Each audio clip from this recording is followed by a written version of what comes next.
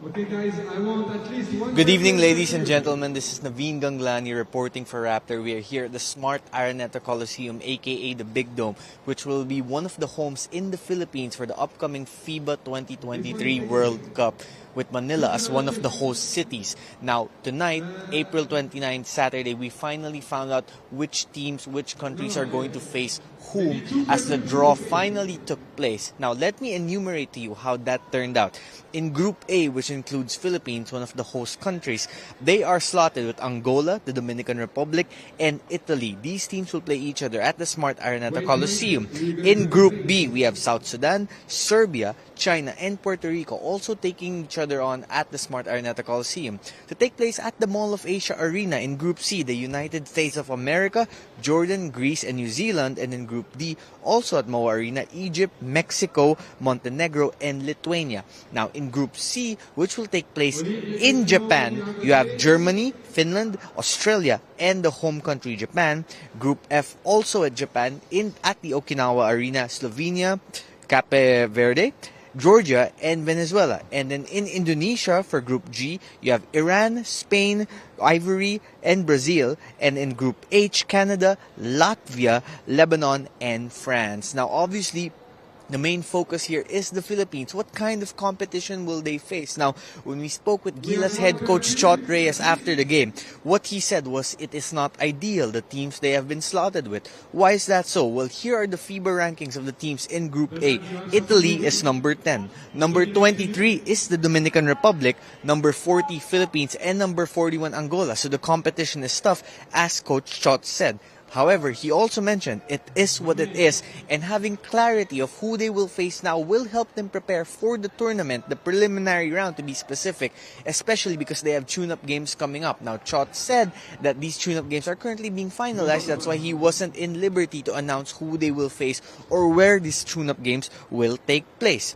What he said about their opponents: they know us, we know them, how they played together. Why is that so? In the 2019 FIBA World Cup, the Philippines actually took on Angola and Italy and came out on the losing side of those contests. The Philippines also took on Dominican Republic a few years ago for the Olympic qualifiers and also wound up on the losing side of the game. So payback will be on their mind as they host these teams here in Manila. Now, take note, these are the countries, or rather the players from the NBA playing for the respective countries who might be in action here in the Philippines, either at Smart Araneta or the MOA Arena. You've got the guys playing for the USA team, the NBA guys like maybe Jason Tatum or Drew Holiday, Chris Middleton, these guys who played for the team last time around. But you also have guys like Giannis Antetokounmpo, possibly for Greece, Nikola Jokic for Serbia, Jose Alvarado for Puerto Rico, Domas Sabonis for Lithuania, Jonas Valanciunas also for Lithuania, Karl Anthony Towns for the Dominican Republic, possibly Chris Duarte, and a bunch of other guys. Confirmations of who will be playing and who will not be playing will be made available closer to the World Cup. Now, the competition is going to be fierce, the preparations are going to be very important, and there's still the question of who will be the Philippines' naturalized player in this tournament. Will it be Jordan Clarkson? Will it be Justin Brownlee? Who's going to support them? Which local guys will play? Who will be coming from abroad to come back and participate for the Philippines as they take on what promises to be hefty competition? Now, what else happened tonight at the World Cup draw? The media got to speak to both Dirk Nowitzki,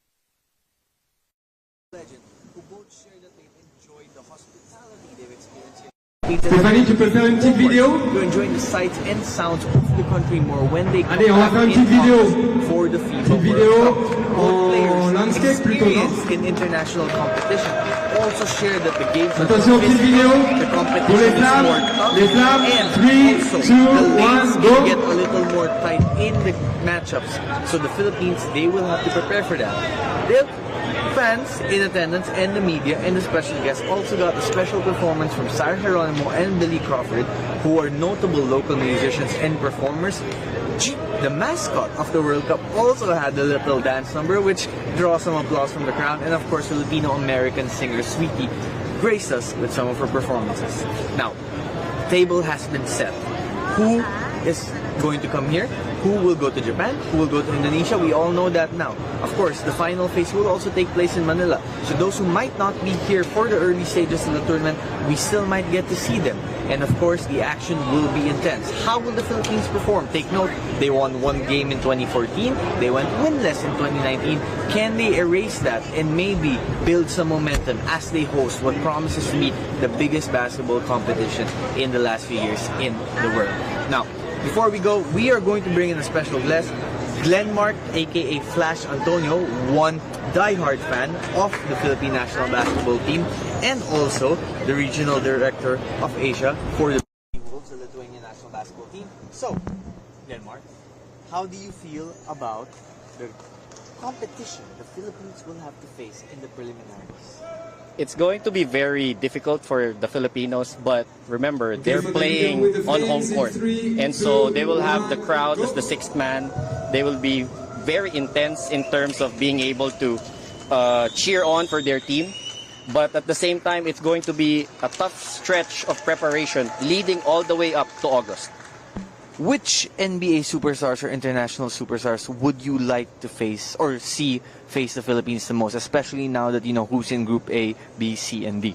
Okay, so with our preliminary round, for the most part, we will have, I think, Chris Duarte, most likely, and Carl Anthony Towns playing for the Dominican Republic. But at the same time, you also have Team Italy. We might be seeing Danilo Gallinari, probably. Assuming he's Assuming, ACL injury. So hopefully, plus of course, there will be a lot of intense basketball fights, even with the Angolan team. We forgot to mention Paolo Banchero. Oh yeah, Paolo. Reigning NBA Rookie of the Year. Who knows? He might suit up for Italy, right? I agree.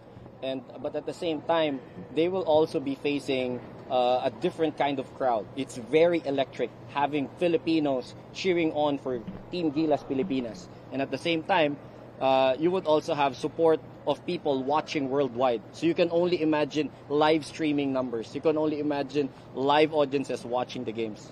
So to move on to the next phase of competition, the Philippines would probably have to finish in the top 2 of their group. Now to do that, that would mean an upset considering that Italy is ranked number 10 based on the FIBA World Basketball Rankings, and Dominican Republic is number 23. The Philippines is at 40, Angola is at 41 like we mentioned earlier. So Italy and Dominican Republic. Now, assuming the Philippines can beat Angola, from those two teams, who do you think the Philippines has a better chance of upsetting? I would go for the big one. I would go for Italy. You know, like if we're going for the upset, we might as well go for for the big team. We wouldn't know. Obviously, there's a lot of faith of Filipinos in our national team. We would still have to go through a lot of preparations all the way to August. But, with all of the support, I don't think it's going to be a stretch if we actually get to take down Italy and or Dominican Republic. Who knows? We might even go 3-0. Brownlee or Clarkson, who would you rather have as a naturalized player of Gilas? That is so tough. That is so tough. Personally, I would have to go to JC. I would go with Jordan Clarkson. I know there's a lot of Filipino fans rooting for Justin Brownlee, but a lot of things could happen up until the selection of the final roster. So hopefully if JC and Justin would have a one-on-one match, I would go with JC with this one. Last question, would you get in a dance-off with Jeep the mascot? Jeep is pretty good. I'm pretty sure the crowd loved the energy that he showed, and it was actually surprising to see him move in that suit. And so kudos, Jeep. Thank you so much, Glenn. I appreciate it a lot, and I'm sure we'll see you at the games. Thank you. So, you heard it there. The competition, like we mentioned, it's going to be tough, but does that mean the Philippines doesn't have a chance? We won't say that right now. Reporting for Rappler, this is Naveen Ganglani. We'll see you here in August for the World Cup.